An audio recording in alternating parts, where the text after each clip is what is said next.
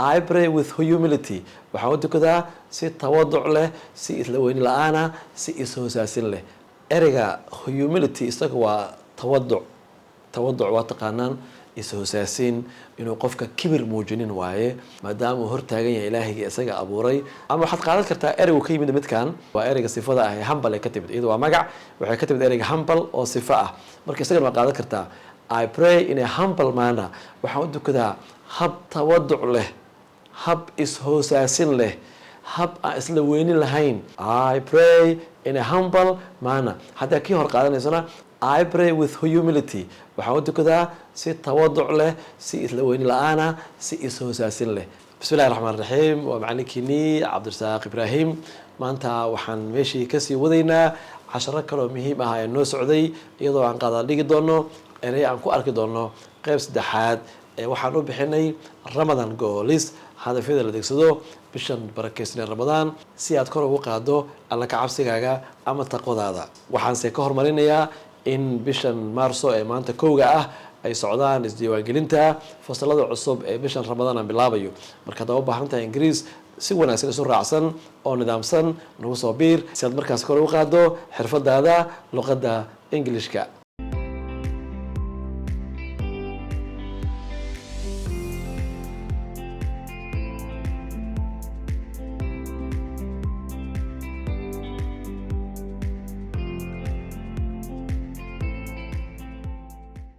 jumlada koowaad waxaan ka dhiganaynaa marka sida loo yiraahdo salaadaha taraawiixda jameeco ayaan ku dukadaa. I pray tarawih prayers. I pray tarawih prayers in congregation. ereygan congregation waa jameeco. la salaadu waa in jameeco lagu dukadaa taraawiixda. marka I pray waxaan ku dukadaa tarawih prayers, salaadaha taraawiixda in congregation, jameeco. in congregation waa in jameeco lagu dukadaa. congregation waa jameecada. congregation waa jameeco.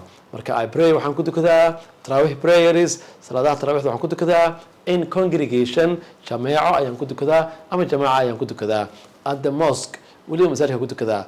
at the mosque, masaajidka ayaan ku dukadaa. maxaa kaloo dhihi kartaa I don't want, ma rabo, to neglect, inaan dayaco. neglect waa dayacaad. I don't want, ma doonayo oo ma rabo, to neglect, inaan dayaco. neglect waa dayacaad. prayers, salaadaha. anymore, inta hor wax ka badan. this Ramadan I want to get closer, inaan sii dhawaadaan rabaa to Allah, ilahay usii dhawaado.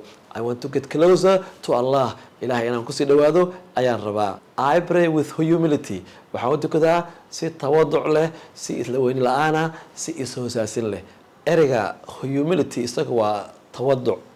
tawaduc waa taqaanaan is-hoosaasin, inuu qofka kibir muujinin waaye oo uu u dhaqmo si maskiinnimo ah maadaama uu hortaagan yahay ilaahayga isaga abuuray. ama waxaad qaadan kartaa ereygu ka yimid midkan humility ereyga ka timid waa ereyga sifada ah ee humble ka timid. iyadoo waa magac, waxay ka timid ereyga humble oo sifo ah.